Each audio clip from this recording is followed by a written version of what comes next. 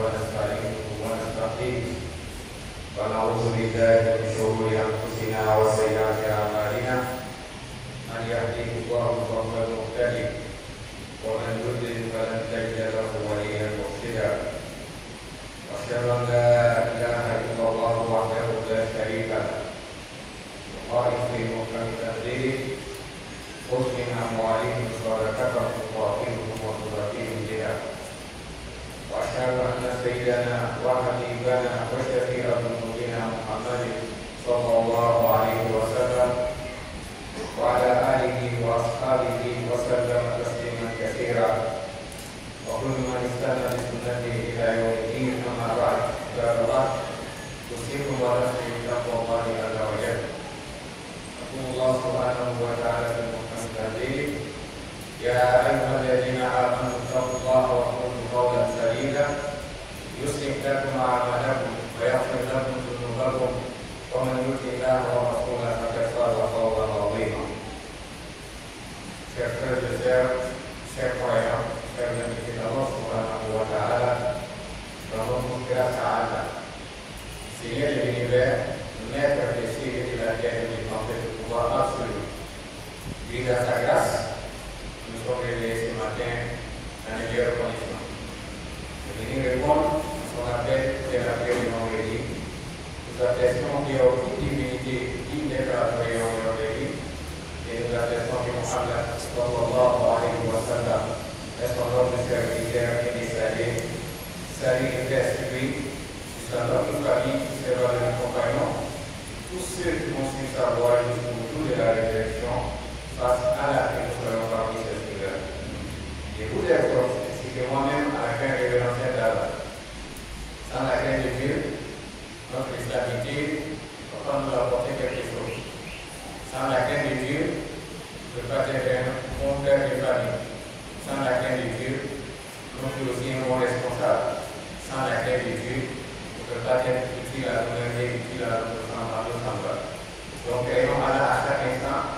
À tout moment, tout ça que tu dois poser, l'un la crainte de Dieu avant toute chose, dis-toi que le jour de Yom Kiyama, ce qu'ils sont en train de faire, je vais rendre à Allah, et rendre à Allah est individuel, n'est pas collectif. Tu vas rendre toi seul, et quand tu as posé toi seul, même si tu t'es fermé, car Allah doit avoir une compréhension. Le vendredi passé, Dr. Ahmad Moulate, a lancé une sorte de série de sermons sur le troisième pilier de notre belle religion qui est la zakat. Qui est tout en cité dans le livre du Coran après la prière. Quand Dieu évoque la prière, automatiquement c'est la zakat qui suit la prière. Et donc, nous a rappelé tous la zakat occupe quelle place dans la vie du musulman, vous et moi, quand on parle de la zakat. La zakat, entre nous et la zakat occupe quelle place tant que la prière, comme le jeûne et le pèlerinage à la paix. Et c'est vrai, donc elle nous a rappelé toujours la zakat fait partie des 5 piliers de notre belle religion qui est l'islam. Avec l'attestation de foi, la prière, automatiquement c'est la zakat. Donc, ce qui signifie la zakat, elle est obligatoire. La zakat, elle est obligatoire. Et les conditions maintenant de la zakat, qui doit donner la zakat? Qui doit donner la zakat? Si la zakat fait partie des 5 piliers de notre religion qui est l'islam, automatiquement le musulman est appelé à s'acquitter de la zakat. La première condition, il faut être musulman. La deuxième condition, celui qui donne la zakat doit être un vivant. C'est-à-dire, ce n'est pas quelqu'un qui est décédé, c'est du vivant, on ne peut pas lui donner la zakat. Et parmi les conditions de la zakat, il faut atteindre, ce n'est pas d'atteindre l'âge de la puberté, c'est-à-dire le musulman qui vient le mois de Ramadan, s'il n'atteint pas l'âge de la puberté à partir de 14 ans, on ne va pas l'obliger de fois à jeûner les 30 jours.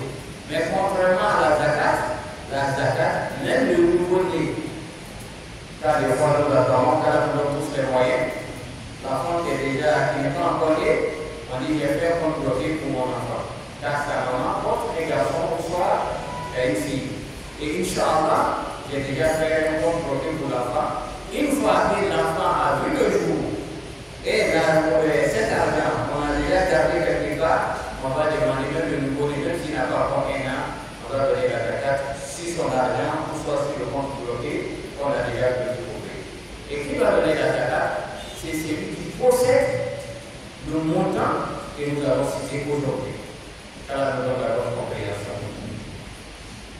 Quels sont nos biens, ou soit les biens qui sont exposés à la zakat, ou soit quel type d'argent nous devons donner la zakat dessus? Car nous avons la bonne compréhension.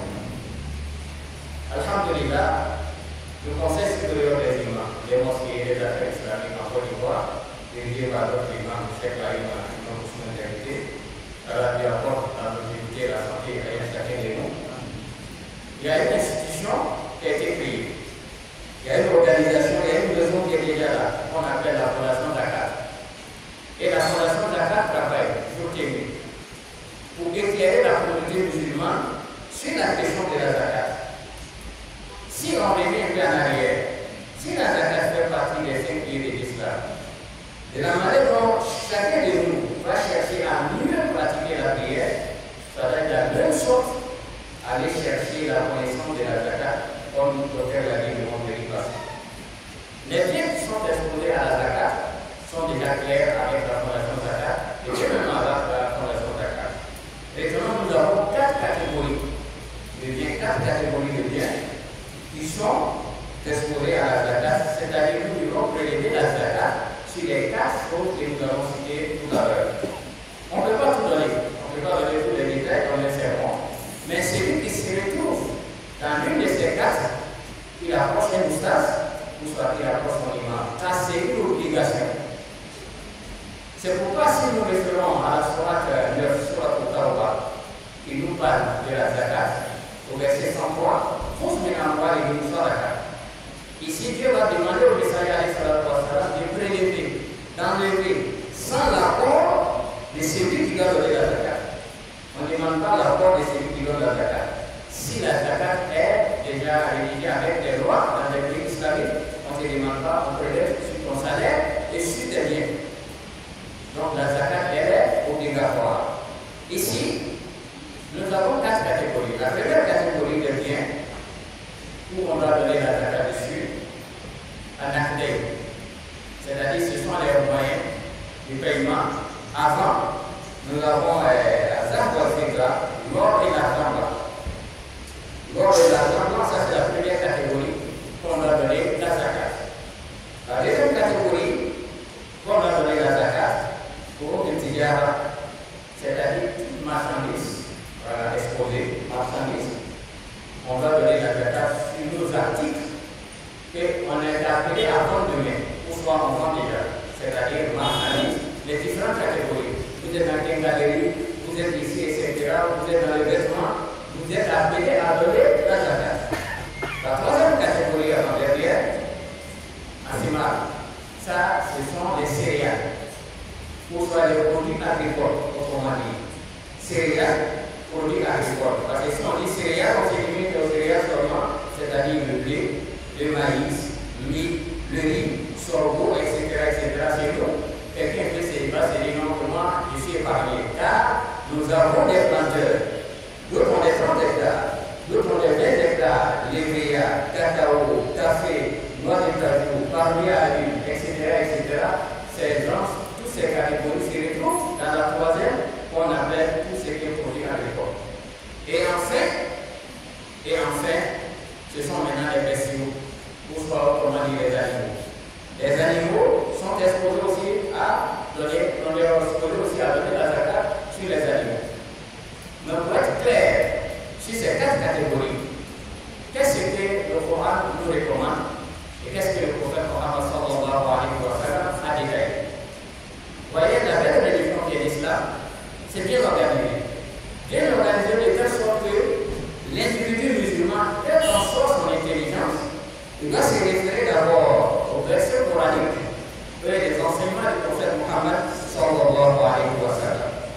Ces 4 catégories, est-ce que c'est les imams ou les savants qui ont inventé? Non, ce n'est pas les imams et les savants. Ça a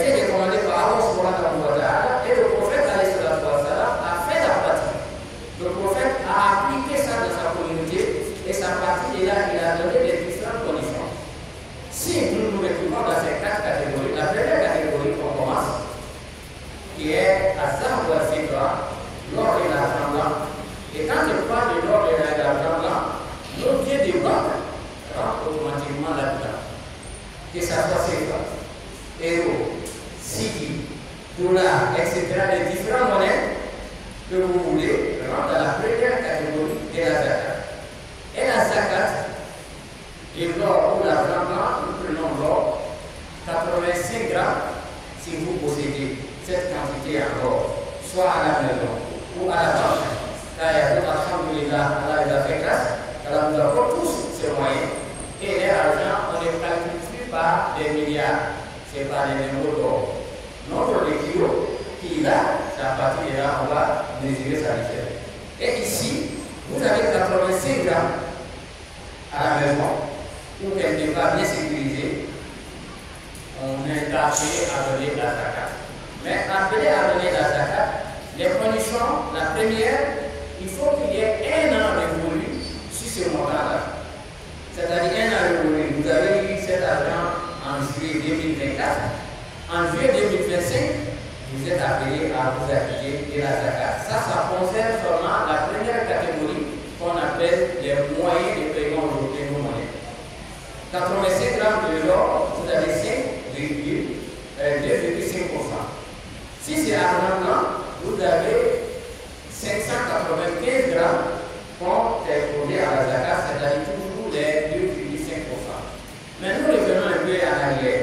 Pour mieux comprendre, la Fondation Zakat cette année recommande à tout chacun parmi les musulmans et dit, si vous avez gardé à vendre à la maison ou ailleurs 416 000 francs CFA, 416 500 francs CFA, vous avez le taux imposable à la zakat. Pour bien expliquer, l'année dernière, j'avais 500 000 francs sur mon compte. J'avais 500 000 francs à la maison, ou soit sur mon portable, ou aussi c'est le moyen aujourd'hui. Avec les différents monnaies, on garde l'argent, on ne va pas faire forcément aller faire des cours à des banques. Ici, vous avez ça sur votre compte.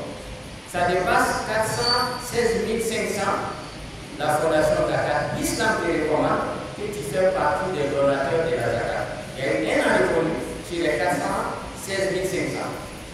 Combien vous donnez? Vous donnez 2,5%. Vous calculez 2,5% sur les 416 500. Après un an révolu, vous devrez donner comme zakat de ce montant. Ou soit 1 million, vous donnez 25 000 francs sur 1 million, un an révolu sur cette année.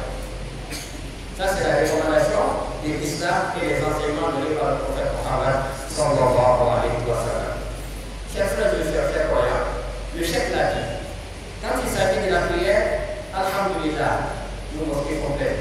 Quand il s'agit du jeûne, c'est le mois de Ramadan, les gens jeûnent. Quand il s'agit du hajj, quand on dit non, inscription en ligne, 24 heures déjà, c'est déjà bloqué. Mais qu'en est-il de la zakat? De la manière dont on aime la prière, on aime le hajj et le jeûne, pourquoi on ne s'intéresse pas à la zakat de la même sorte? Or, ce sont sur le même pied d'égalité. Il n'y a pas de différence entre la prière et la zakat et le hajj et le jeûne. Donc le musulman, c'est pourquoi quand Dieu parle de la sourate 9, verset 103, il dit l'argent qu'on a, l'être humain est tellement d'argent, c'est difficile pour lui de s'approcher à son imam, qui par exemple, moi j'ai 500 millions. Là, l'imam saura que mon fidèle a été riche, mais on ne sent pas la mosquée. Non, on ne t'oblige pas de venir pour te confier à l'imam. Viens demander à ton imam si quelqu'un a tel montant, ou soit prenez un montant inférieur à 1 million, qu'est-ce que tu dois donner comme la zakat? C'est à partir de là, votre foi va s'exprimer. La foi sincère musulmane, lorsque le musulman arrive à sentir le besoin, il va aller vers la connaissance pour soit vers le savoir. Tu n'attends pas les sermons seulement pour qu'on ne parle de la zakat. Tu sais combien tu as, chacun se connaît mieux que toi. Mais sache que Dieu te connaît mieux que toi-même. On ne peut pas échapper au contrôle d'Allah. Toujours sur la première catégorie, la monnaie. Des fois, d'autres pensent que quand on parle de un an révolu, il a gardé son argent. Si on a 11e mois déjà, il va commencer à déplacer son argent. Oui, d'abord, ils sont intelligents. À 11e mois, il déplace son argent, il va investir ailleurs. On dit un an de religion, un an n'a pas pour tout le monde l'argent en place. Chers frères, chers sœurs, sache bien que Dieu, qui t'a donné cet argent, sache bien que Dieu, qui t'a confié ces monnaies, le jour de l'homme matériel, on peut aller en compte. Alors, nous l'avons compris. Donc, ça concerne la première catégorie. Comme je l'ai dit, on ne peut pas tout dire dans un sermon. Ceux qui sont intéressés, que leur foi sincère va les pousser à aller vers le savoir, avec la crainte de Dieu, après le sermon, vont passer par les épreuves. Après le sermon, vont aller vers le savoir. Après le sermon, vont s'interroger. Combien d'années moi je n'ai pas donné la zakat? Combien d'années vous n'avez pas donné la zakat? 416 500. On va dire que c'est beaucoup, mais pour nous, ce n'est pas beaucoup. Vous avez gardé combien de fois ce montant, durant combien d'années, et vous n'êtes pas acquitté de la zakat de ce montant. Donc, Dieu est témoin. Et les imams vont s'acquitter de leur devoir. Le jour de Yom Kiyama, si on contrôle le chef de l'agrément et les imams, nous allons répondre favorablement, nous nous sommes acquittés de nos devoirs. On a transmis la connaissance, et quant à vous, et nous devons nous acquitter maintenant en pratiquant la zakat. La deuxième catégorie, ça, ce sont nos marchandises. Et quand on parle de nos marchandises, vous vendez des vêtements, des habits. Vous êtes vendeur de véhicules. Vous êtes en location des véhicules. Et vous êtes dans d'autres moyens d'investissement. Sachez que vous êtes appelé à vous acquitter de la zakat. Vous allez vous acquitter de la zakat comment? Toujours, c'est même un an révolu. Moi, j'ai un terrain. Et ce terrain, ce n'est pas pour construire, je vais prendre le terrain. Mais j'attends toujours que le terrain prenne de la valeur, comme on attend beaucoup. Pour bientôt, j'ai entendu qu'ils vont faire une étude pour arriver à notre terrain. Là, maintenant, ce terrain va prendre de la valeur, c'est normal. Si l'intention, c'est pour vendre, c'est pour gagner de l'argent, retenez que vous êtes appelé à donner la zakat. Car nous avons la congrégation. Nous partons sur la troisième catégorie. La troisième catégorie, qui sont les céréales. Les céréales du prophète Mohammed sallallahu alayhi wa sallam, bien avant le hadith, quand on parle des céréales, ou soit le riz, le maïs, mil, sorgho chez nous, vous pouvez comprendre. Est-ce que c'est les haines à révolution qu'on demande? Non. Ce n'est pas les haines à révolution, c'est-à-dire un an passé sur maïs, sur le riz, sur mil, etc. Non. Le Coran nous dit dans Sourate Al-An'am, Sourate 6, verset 141, il dit, vous allez vous acquitter de la zakat de vos produits agricoles du jour de la récolte, ou soit la période de la récolte. Le moment de la récolte, c'est à partir de là où vous acquittez de la zakat de vos produits agricoles. Ça, on n'attend pas un an. Je dis bien ça, on n'attend pas un an. C'est à la récolte, nous allons nous acquitter de la zakat. Et nous l'avons cité tout à l'heure. Chez nous, en dehors des céréales, nous avons des champs de blé, champs de palmiers, champs de cocotiers, ou soit noix de cajou, cacao, café, etc., etc. Ce sont des produits qu'on ne consomme pas directement. Il faut la transformation. Après la transformation, maintenant, ça va nous donner des valeurs. Et qu'est-ce que l'islam recommande? S'il s'agit de produits agricoles, le prophète Mohammed sallallahu alayhi wa sallam dit dans les hadiths, les affaires de la le prophète a donné tranche de kilogrammes qui est exposée à la zakat à partir de 672 kilos. 672 kilos, vous êtes appelé à vous acquitter de la zakat. Il dit moins de 672 kilogrammes, vous n'êtes pas appelé à donner la zakat. C'est ce qui signifie le hadith raconté par Bukhari. Ce que vous avez gagné à la récolte, votre champ de maïs, ça n'atteint pas à 672 kilos, on dit que vous ne donnez pas la zakat. Mais à partir de 672, vous êtes appelé à donner la zakat. Si je suis appelé à donner la zakat, c'est combien de dollars? Est-ce que ce sont les 2,5%? Non, ce n'est pas les 2,5%. Chez nous, en Côte d'Ivoire, l'agriculture, c'est sur, nous comptons sur la pluie. La majorité, nous comptons sur la pluie. Cela ne signifie pas qu'il n'y a pas d'autres moyens d'irrigation ou soit d'autres moyens pour arroser nos champs. Il y a d'autres moyens. Mais la belle religion de l'islam, il était toujours là-dessus, qui s'adapte toujours avec l'évolution de l'être humain, soit de l'évolution du monde. Le prophète nous dit dans les hadiths encore rapportés par Bukhari et Muslim,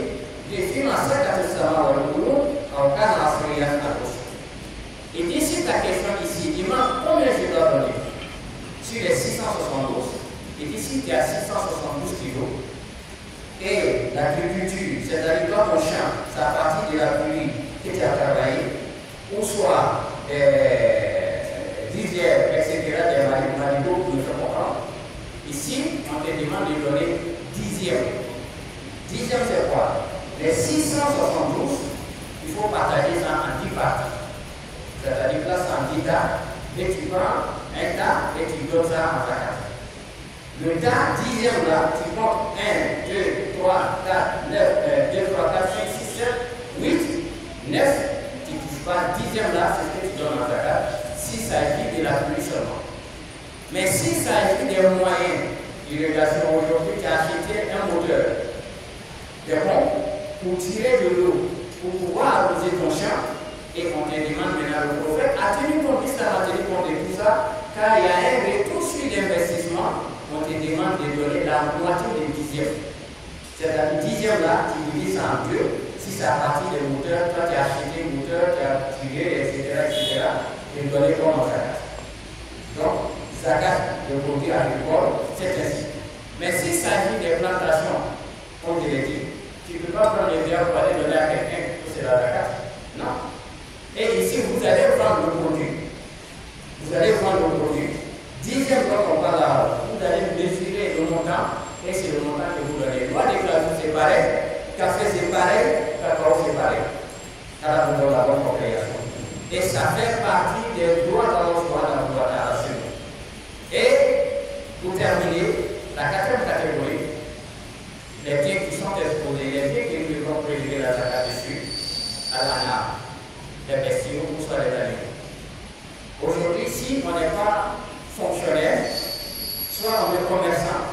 Quand on est commerçant, ici vous êtes transporteur, vous avez des magasins, vous avez d'autres moyens pour vous investir dans l'immobilier. Vous construisez des maisons, construction, pour soit l'occasion, vous êtes dans ce domaine, sachez que vous êtes appelé à donner la zakat, approchez les ciments, approchez les pistaches, approchez les savants, ils vont vous accompagner, ils vont vous assister, surtout la fondation zakat existe. C'est pour éclairer, accompagner la communauté à bien pratiquer les religions et Kalamel la Baraka de la Fondation Zakat et tous les alimentaires de la Fondation Zakat. Et je termine. En ce qui concerne les animaux, si je ne suis pas de ces catégories que je viens de citer, soit on est éleveur, mais vous savez, il y a des champions parmi les enfants de l'État et de la vie, qui travaillent à son entreprise. Il est dans la construction, évidemment, il est commerçant. Mais il est aussi éleveur, c'est-à-dire lui, il a des moutons, il a des chefs, comme on appelle chez nous des cabris, mais il a des bœufs. Est-ce que l'islam n'a pas pensé à nous? Oui, l'islam a pensé à nous. L'islam a pensé à tout le monde. Pour dire, l'objectif de la zakat, comme enseigné par le Père, la philosophie de la zakat, c'est pour assister les plus démunis, les plus pauvres de la société. Celui qui est riche, arrivé à un moment donné, il enlève une petite partie de sa richesse pour donner à celui qui n'en a pas. Ou soit à contribuer au développement de la société, en construisant des centres de santé, en construisant des écoles, ou soit en faisant des ponts, ou en accompagnant d'autres choses. Et c'est l'objectif de la philosophie de la zakat. Mais ici, le prophète a donné tous les détails de la zakat. Et quand il s'agit des bovins, c'est-à-dire le bœuf, c'est à partir de combien je dois donner la zakat? Si vous avez 30 têtes de bœuf, il dit, mais vous avez déjà 30 têtes de bœuf, retenez que vous êtes appelé à donner la zakat. Moi, je suis éleveur, j'ai 30 têtes de bœuf quelque part, soit au village, ou soit ailleurs, ou à l'extérieur de la Côte d'Ivoire, je suis appelé à donner la zakat. Mais la zakat de ces 30 têtes-là, qu'est-ce que c'est? La zakat de ces 30 têtes, vous allez donner un veau. Quand on dit un veau, c'est-à-dire c'est le mâle de les races, c'est-à-dire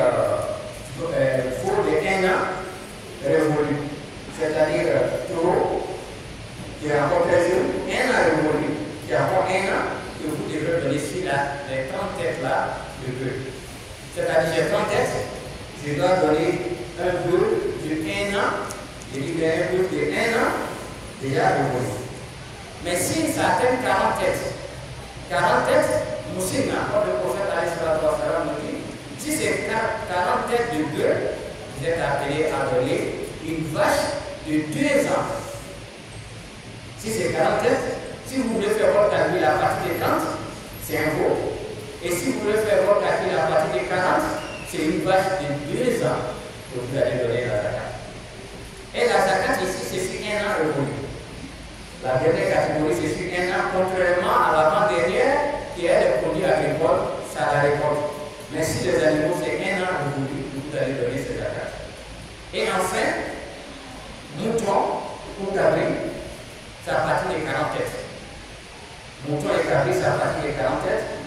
Si c'est mouton, nous avons déjà 40 têtes, je suis appelé à donner la zakat. Si c'est des cabris, 40 têtes, je suis appelé à donner la zakat. La zakat de ces 40 têtes, c'est combien? C'est une brebis. Une brebis que je dois donner sur 40 têtes, jusqu'à ce que ça va atteindre 120 têtes. Jusqu'à 120 têtes, c'est toujours une brebis. Et vous donnez la zakat. Si c'est 40 têtes là, jusqu'à 120, c'est ce qu'on appelle la zakat des blessures ou soit des animaux. Car sincèrement, on ne peut pas tout dire. Mais celui qui se sent concerné, il approche un imam, son moustache, ou soit la fondation de la carte, pour avoir plus de détails sur les éléments que nous venons de citer. Le prophète comme il dit dans le hadith, tu peux les salasim tabir, tu peux les arbaïs ou sinon, ça concerne le Dieu. Et quand il s'agit maintenant de moutons, ou soit des chefs, comme je l'ai dit, il dit on donne à partir des 40 têtes, c'est-à-dire une tribu. Alors, nous donnons la bonne compréhension, une distance sur le droit chemin. Chers fidèles, nous retenons quoi après ces 4 catégories? Nous retenons que notre existence sur Terre, c'est un moment bien déterminé. Mais faisons en sorte que notre présence sur Terre, que les autres puissent profiter de notre présence. Que les autres puissent profiter de notre richesse, que les autres puissent profiter de notre richesse. Dieu t'a confié, une petite partie de partager avec les autres. Ne sois pas égoïste, ne sois pas méchant, ne sois pas avare. La zakat, ce n'est pas ton argent. Quand tu as l'air, Dieu a déjà dit à qui on va donner. Tu n'as rien à foutre. Car nous donne la bonne compréhension. Et je termine avec une prière. Le chef va le faire, mais toujours sur le même plateau du chef. Nos frères, nos sœurs et nos enfants sont en examen de BTS. Vous constatez aujourd'hui qu'il y a plus de mouvements. Donc, c'est le dernier jour, nous pouvons couvrir. Nous pouvons recevoir dans Boubacar. Vraiment, que la chance soit de leur côté. Nous pouvons recevoir dans Boubacar. Après l'opération de l'aide du don de BTS, que le stage soit facile. Et après le stage, l'intégration soit publique-privée, que ce soit facile pour chacun d'eux. Mais qu'il y ait une chose, si vous êtes arrivé à ce niveau, donc vous avez parcouru pas mal de du chemin, et retenez que si je suis arrivé à la BTS, si je m'engage à créer notre propre entreprise avec les amis, on va y arriver ensemble. Restez toujours solidaires et Inch'Allah, l'avenir vraiment va nous situer sur ce qu'on va faire. Mais restez toujours optimistes, chers candidats au BTS, et priez pour vous-même, priez pour vos frères et sœurs en cas d'examen. Alors, nous avons la chance et nous avons dit, en tout cas, de la